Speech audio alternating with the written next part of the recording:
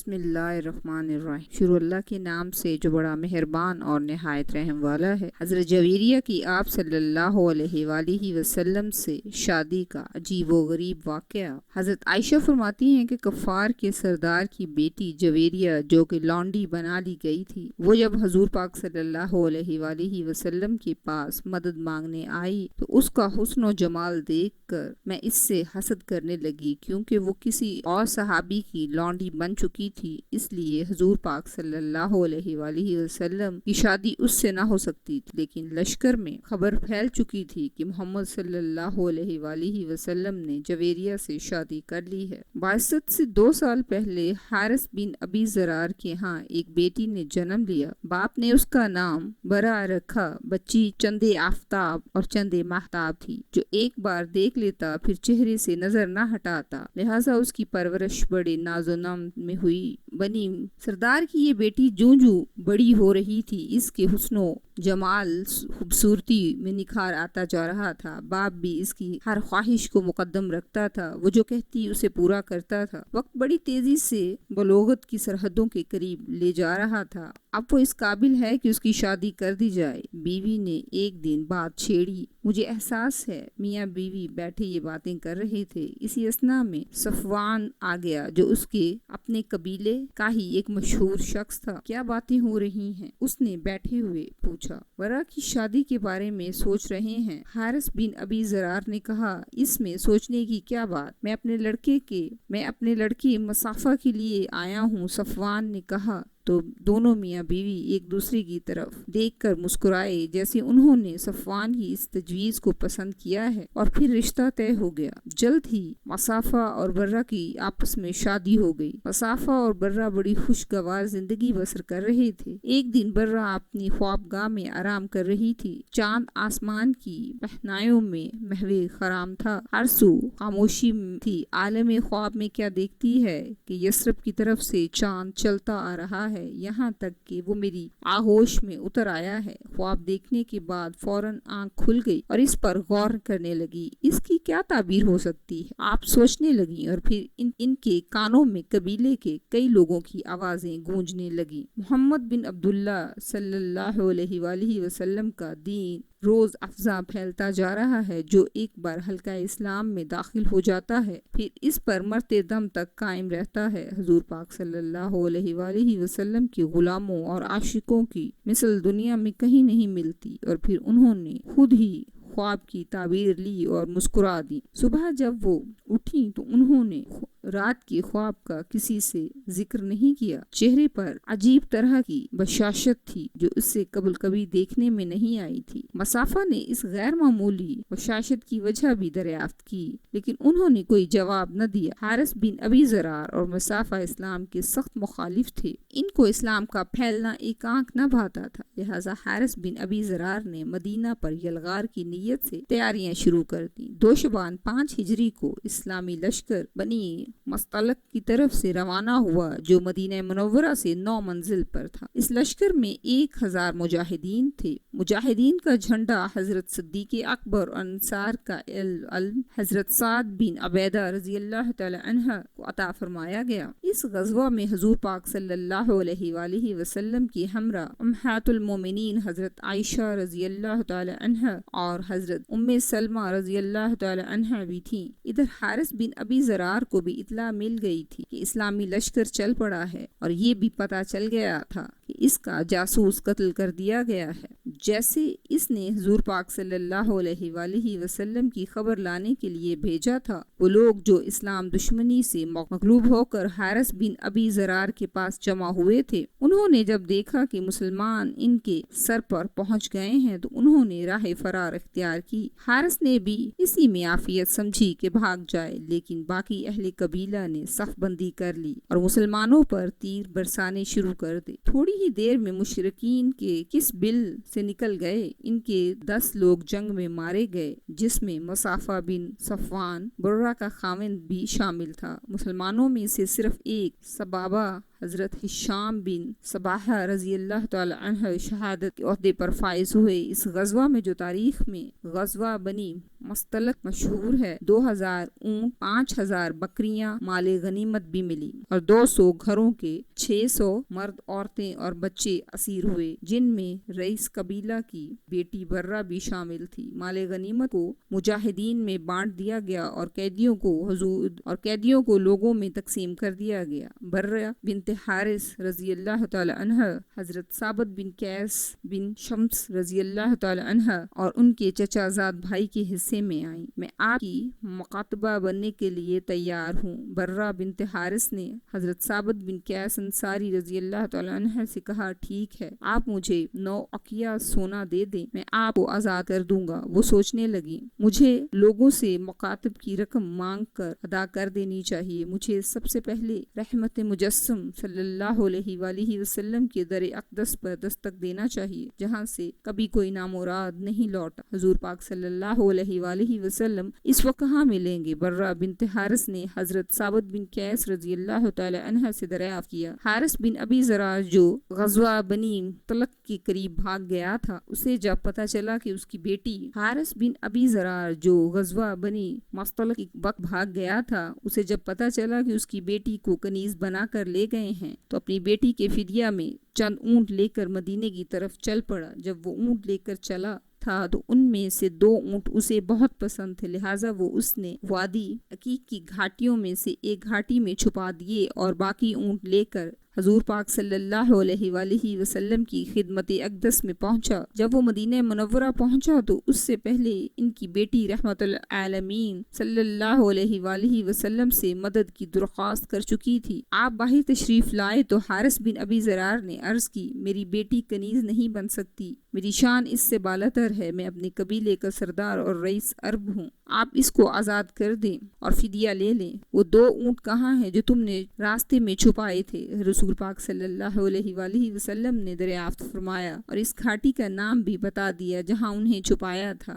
آپ کو کس نے اطلاع دی؟ بے شک آپ اللہ کے رسول ہیں، حارث بن ذرار نے کہا، اور وہ مسلمان ہو گیا۔ برہ بنت حارث جب آزاد ہو گئی تو انہوں نے حضور پاک صلی اللہ علیہ وآلہ وسلم کی خدمت عالیہ میں ہی رہنے کی فوقیت دی اور والد کے ساتھ جانے سے انکار کر دیا۔ جب رسول پاک صلی اللہ علیہ وآلہ وسلم کو علم ہوا تو آپ صلی اللہ علیہ وآلہ وسلم نے حارث بن ابی ذرار رضی اللہ تعالی عنہ کو برہ سے نکاح کا پیغام بھیجا، جو انہوں نے بخوشی قبول کر لیا۔ حضور پاک صلی اللہ علیہ وآلہ وسلم نے حضرت برہ رضی اللہ تعالی عنہ کے قبیلے کے 40 غلام بھی آزاد کر دیے۔ آپ نے برہ کا نام بدل کر جویریہ رکھ دیا اور اس طرح حضرت جویریہ رضی اللہ تعالی عنہ کا وہ خواب سچا ثابت ہوا جو انہوں نے کئی سال پہلے دیکھا تھا کہ یثرب سے چلتا ہوا چاند ان کی آغوش میں آ گیا، اور جو تعبیر انہوں نے اس وقت نکالی تھی وہی نکلی۔ برہ کا مطلب نیکی و احسان ہے، لیکن اس لفظ کے استعمال سے منفی معنی بھی نکلتے ہیں۔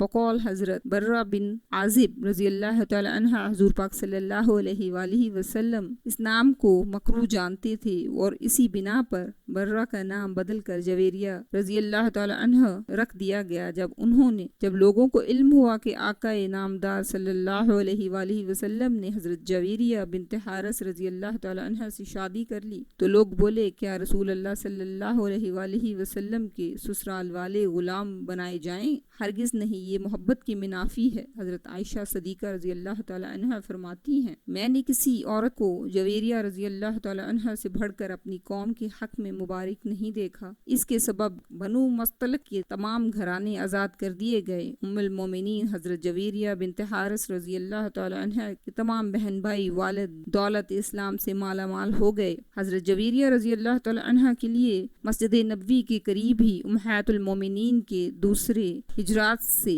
متصل ایک حجرہ تعمیر کروا دیا گیا تھا۔ بقول ابن سعد اس کی دیواریں کچی اینٹوں کی اور چھت کھجوروں کی شاخوں سے بنائی گئی تھی، جسے گارے سے لیپ دیا گیا تھا۔ دروازے پر اونی ٹاٹ کا پردہ تھا جس کا طول 3 ہاتھ اور عرض 1 ہاتھ تھا۔ ایک دن رحمت العالمین صلی اللہ علیہ وآلہ وسلم وہاں موجود تھے تو حضرت جویریہ رضی اللہ تعالی عنہ نے عرض کی، یا رسول اللہ صلی اللہ علیہ وآلہ وسلم، آپ کی دوسری عورتیں مجھ پر فخر کرتی ہیں کیا؟ جب انہوں نے بتایا تو آپ صلی اللہ علیہ وآلہ وسلم نے فرمایا، کیا میں نے تمہاری مہر میں بڑی رقم ادا نہیں کی؟ کیا میں نے تمہاری قوم کے 40 غلام آزاد نہیں کیے؟ حضرت عائشہ رضی اللہ تعالی عنہ فرماتی ہیں، جویریہ رضی اللہ تعالی عنہ بڑی شیریں، موزوں دام اور صاحب حسن و جمال عورت تھی، جو کوئی دیکھتا ہی رہ جاتا۔ ظاہری حسن و جمال کے علاوہ آپ باطنی حسن سے بھی مالا مال تھیں۔ بڑی زاہدہ، راست باز، عبادت گزار، قناعت پسند، مجسمہ صبر، عاجز و انکساری ان میں بھری ہوئی تھی۔ یہ سب خوبیاں رسول پاک صلی اللہ علیہ وآلہ وسلم کی بدولت اور تعلق سے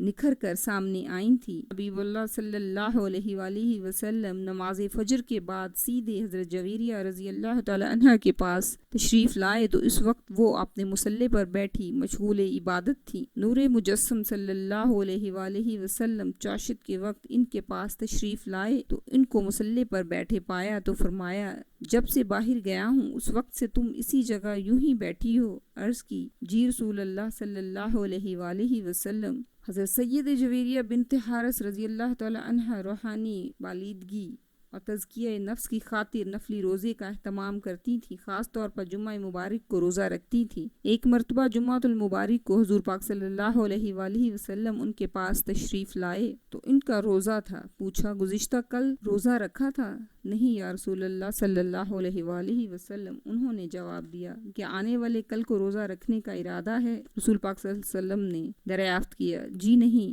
حضرت جویریہ رضی اللہ تعالی عنہ نے عرض کیا، سنا تو فرمایا افطار کر دو۔ حکم کی دیر تھی کہ انہوں نے روزہ افطار کر لیا۔ اس سے امت کی تعلیم مقصود تھی کہ کسی خاص دن کو نفلی روزے کے لیے مخصوص نہیں کر لینا چاہیے تاکہ یہود و نصارہ کے ساتھ مشابہت کا موقع نہ ہو جائے، کیونکہ معین دن کی تعظیم کرتے تھے۔ یہ معین دن ہفتہ اور اتوار تھا۔ نیز روز جمعہ روز عید ہے، جیسا کہ حدیث پاک میں آیا ہے، لہذا اس دن روزہ رکھنا مناسب نہ ہوگا۔ ایک دن آپ صلی اللہ علیہ وآلہ وسلم حضرت جویریہ رضی اللہ تعالی عنہ کے گھر تشریف لے گئے اور پوچھا، کچھ کھانے کو ہے؟ میری کنیز نے صدقے کا گوشت دیا تھا، وہی رکھا ہے، اس کے سوا اور کچھ نہیں۔ انہوں نے عرض کیا، اسے اٹھا لو، کیونکہ صدقہ جس کو دیا گیا تھا اس کو پہنچ چکا۔ امیر المومنین سیدہ جویریہ بنت حارث رضی اللہ تعالی عنہ حضور پاک صلی اللہ علیہ وآلہ وسلم کی زوجیت سے جب رسول مآب صلی اللہ علیہ وآلہ وسلم نے وصال فرمایا تو دنیا اندھیر ہو گئی۔ یقین نہیں آتا تھا، آنکھوں پر جو دیکھ رہی تھی وہ حقیقت ہے۔ دل میں ہول اٹھتا تھا، آنکھوں سے اشک رواں تھے، لیکن لبوں پہ یہ لفظ تھے، اے باری تعالیٰ، تو جس حال میں مجھے رکھے میں ویسے ہی راضی ہوں، مجھے حوصلہ عطا فرما۔ اس وقت ان کی عمر 26 سال تھی۔ زندگی کی طویل راہیں سامنے پھیلی ہوئی تھیں۔ تھوڑے ہی فاصلے پر حجرہ عائشہ صدیقہ رضی اللہ تعالی عنہ میں محبت کرنے والا شوہر، اللہ کا محبوب اور خاتم النبیین ابدی آرام فرما رہے تھے، جب فراق جدائی کی قصص بے حد ہو گئی اور ملاقات کو دل چاہت سیدہ حضرت جویریہ رضی اللہ تعالی عنہ اپنے حجرے سے نکل کر حضرت عائشہ رضی اللہ تعالی عنہ کے حجرہ میں تشریف لے جاتی، سلام عرض کرتی، قدموں میں بیٹھ جاتی، بے اختیار آنکھوں میں آنسو کے ستارے جھلملانے لگے، دل میں باتیں کرنے لگتی، یوں احساس ہوتا جیسے محبوب صلی اللہ علیہ وآلہ وسلم کے قریب بیٹھی باتیں سن رہی ہیں۔ دل تو نہیں چاہتا تھا کہ وہاں سے اٹھیں، لیکن بادل ناخواستہ اٹھنا پڑتا اور پھر اپنے حجرے میں تشریف لے آتی اور یاد الہی میں مصروف ہو جاتی۔ حالات کچھ بھی تھے، لیکن امہات المومنین صلی اللہ علیہ وآلہ وسلم جو موجود تھیں، ان کی بدرجہ اعلیٰ عزت و احترام، ان کی ضروریات کا دھیان رکھا گیا، ان سے رہنمائی حاصل کی گئی اور ہر خلیفہ کی یہ کوشش رہی کہ ان کو کوئی تکلیف نہ ہو۔ حضور پاک صلی اللہ علیہ وآلہ وسلم سے سیدہ حضرت جویریہ رضی اللہ تعالی عنہ کو جدا ہوئے 45 سال ہو گئے۔ اس وقت ان کی عمر 71 سال تھی۔ یہ ربیع الاول 56 ہجری کا واقعہ ہے۔ سوچ رہی تھی کہ اس مہینے میں آقا نامدار صلی اللہ علیہ وآلہ وسلم سے جدا ہوئی تھی۔ یہاں پہنچ کر اس کی سوچیں گہری ہو گئیں۔ محبت و اتباع کی یہ بھی صورت تھی، اس مہینے میں بلاوا آ جائے اور پھر بلاوا آ گیا۔ طویل جدائی کے بعد اب وصال کا وقت آ گیا تھا۔ آپ پہلے سے تیار تھی اور پھر روح قبض ہوئی اور پرواز کر گئی۔ اس طرح کی طرف سے مدینہ منورہ میں مروان بن حاکم تھا۔ انہوں نے ام المومنین حضرت جویریہ بنت حارث کی نماز جنازہ پڑھائی اور جنت البقیع میں ان کو دفن کیا گیا۔ اللہ تعالیٰ ہمیں ان نیک ہستیوں کے صدقے اپنے کرم سے نوازے اور ان کے بتائے ہوئے راستوں پر چلنے کی توفیق دے، آمین یا رب العالمین۔